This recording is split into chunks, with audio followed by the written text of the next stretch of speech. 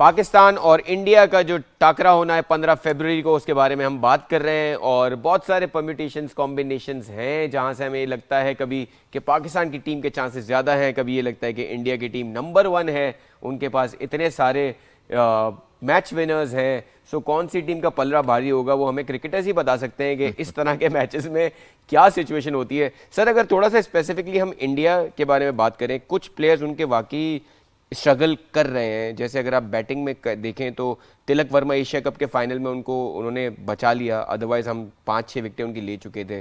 अभी भी अगर आप देखें तो उनके ओपनर्स अभिषेक शर्मा भी अभी डाउटफुल हैं कि वो खेलेंगे नहीं खेलेंगे। हम देखते हैं कि उनके बाकी जो प्लेयर्स हैं वो इतनी कोई अच्छी फॉर्म उनकी नहीं लगी हुई है। लेकिन हमने देखा है कि हार्दिक पांड्या और ये जो सीनियर प्लेयर्स हैं वो हमेशा स्टूड आउट करते हैं। अभी इनके पास कोहली नहीं है, रोहित शर्मा नहीं है, रविंद्र जडेजा नहीं है। Do you think, although Bumrah हमने देखा कि लास्ट गेम में नमीबिया के अगेंस्ट अच्छे पेस से उन्होंने बॉलिंग की, बहुत अच्छी। सो डू यू थिंक कि still they have the fire power to dominate against Pakistan like they have in ICC tournaments? Faisal, जो विनिंग और लूजिंग है ना, it's all connected to the mindset what you have और what you carry.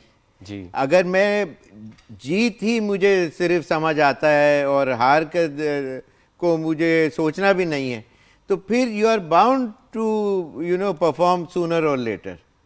एक आध match तो कोई अप एंड डाउन हो जाता है ड्यू टू सम किसी का ड्रॉप कैच है या मिस रन आउट है या कोई इस किस्म की चीज़, लेकिन ये it's a habit, winning is a habit. और वो चीज़ इंडिया के अंदर, उनकी टीम के अंदर फ्यूल इंजेक्शन की तरह दिया जाता है और दिया गया हुआ है और जीतना है, और उनको हर चीज वो प्रोवाइड भी करते हैं, द बेस्ट ऑफ फैसिलिटीज और तमाम चीजों का। सर, इस पे मेरा एक सवाल है, जो बेस्ट ऑफ फैसिलिटीज है इनकी कुछ रिस्ट्रिक्शंस ऐसी हैं जो इनके प्लेयर्स को लिमिट भी करती हैं, जैसे लीग नहीं खेलने देते। एग्जैक्टली। अब जैसे संजू सैमसन है, वो उनकी आईपीएल में वो आउटस्टैंडिंग परफॉर्म करते हैं, लेकिन हम देखते हैं इंटरनेशनल क्रिकेट में he is not that good.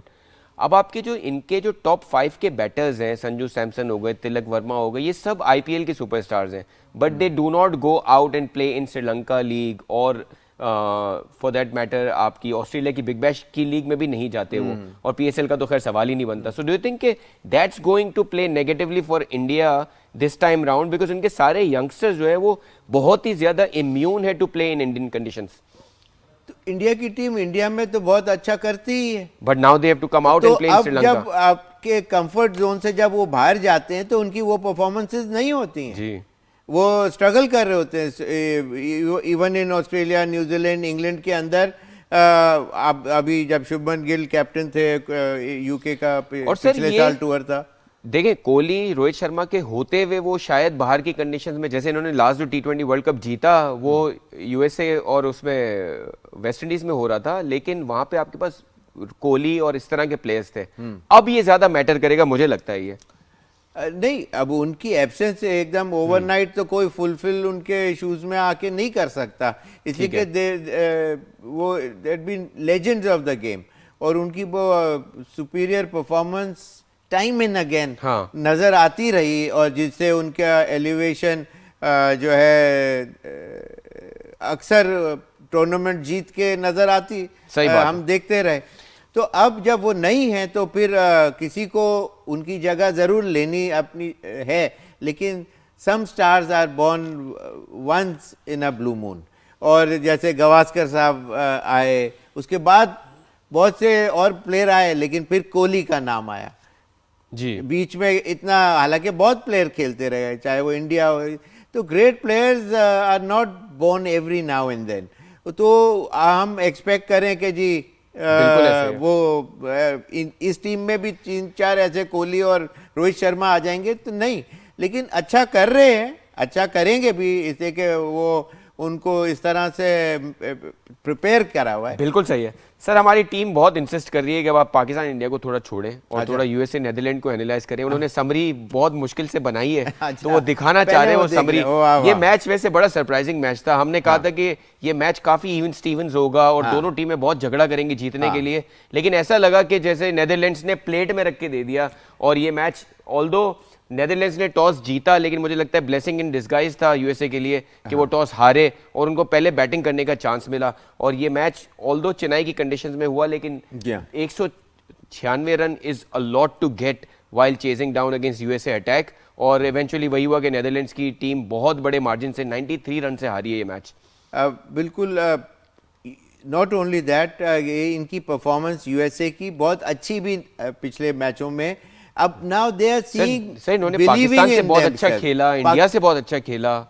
जब बिलीव इन योरसेल्फ जब एक चीज आ जाती है तो वो फिर आप ऑन द अप ही होते हैं। और वो चीज आज उनकी बॉडी लैंग्वेज बता रही थी कि they wanted to make things happen.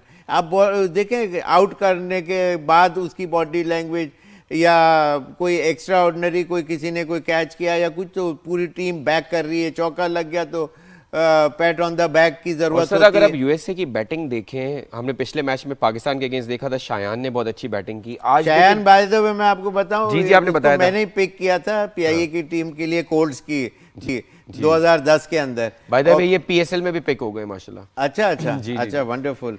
तो I am really happy for him. लेकिन आज उन्होंने जो किक स्टार्ट, वैसे मैं पहले मैं नेदरलैंड की जो बॉलिंग है उस पर बात नहीं, पहले यूएस ने जो किया ना बैटिंग में, यूएस ने जो बैटिंग में जो किया उसके ऊपर बात। मुकम्मला के 79 रन्स आउटस्टैंडिंग। हाँ, मुकम्मला के 79 रन्स बहुत अच्छे। मैं यही कह रहा था कि पिछले मैच में शायान स्टूड आउट, इस मैच में एक और प्लेयर स्टूड आउट करता है। उसके बाद शुभम के हमने देखे 48 runs off 24 balls. So outstanding batting by USA. और ऐसा लगा कि ये वो टीम है जो ऐसे करती है कि जो एसोसिएट साइड्स हैं, ऑल्दो ये खुद इतने, मतलब इनका दूसरा ही T20 वर्ल्ड कप है, लेकिन ऐसे कर रहे हैं जैसे वो फुल मेंबर साइड है, वो डोमिनेट करता है। ये हुआ कैसे? ये पाकिस्तान की विन ने इनके नीज स्ट्रांग कर दिए, मेंटली भी स्ट्रांग कर दिया कि हम पाकिस्तान जैसी टीम को पहले सोच भी नहीं सकते होंगे कि हम पाकिस्तान को हरा देंगे। तो फिर वहाँ से एक इंसान के अंदर, it comes from with in, वो आपका जो जोश जज्बा है, कॉन्फिडेंस लेवल है। हालांकि आप हल्के प्लेयर हैं, मिसाल के तौर पे मैं एक और चीज़ इसमें मैं देख रहा हूँ, देखें आंद्रे जॉन्स थे जिन्होंने पाकिस्तान को जो मैच इन्होंने हराया था उसमें थे, वो इस टीम में अभी नहीं है। आंद्रेस गॉस हैं जो इनके ओपनर हैं, वो आज शायद इतना अच्छा परफॉर्म नहीं किया है। शायान की मैं बात कर रहा हूँ, आज उन्होंने ज्यादा रन नहीं किए हैं। So they have a bench strength as well. हाँ, तो लेकिन ये कि मैं समझ रहा था कि नेदरलैंड की टीम ज्यादा हाई परफॉर्मेंस देगी, लेकिन ये है कि 196 वाज टू बिग आस्क वाली बात है। और फिर वो दे वर बंडल्ड आउट फॉर 103। इस मैच पे कल मजीद बात कर लेंगे। हमारे पास ये हमें जरूर अनाउंस करना है कि कल के 3 मैचेस हैं और कल भी बड़े इंटरेस्टिंग मैचेस हैं। सबसे इंटरेस्टिंग मैच जो कल होने वाला है, 2 top sides who could be potential semifinalist is well, वो है न्यूजीलैंड और साउथ अफ्रीका। उनका कल आखिरी मैच है। सेकंड मैच कल होना है इंग्लैंड और स्कॉटलैंड का, which also is very important for England because वो वेस्ट इंडीज से एक मैच हार चुके हैं। सो इस ग्रुप में इंग्लैंड ने अब जीतना है उन्होंने, ताकि वो क्वालिफाई कर सके। और पहला मैच कल होगा आयरलैंड एंड ओमान का। सो ये 3 गेम्स हैं, इन तीनों पे हम डिटेल में कल बात करेंगे। और ऑब्वियसली पाकिस्तान इंडिया की डिस्कशन तो कंटिन्यू रहेगी। उम्मीद करते हैं हम श्रीलंका से भी अपने कॉरेस्पॉन्डेंट को इन्वॉल्व करेंगे कल,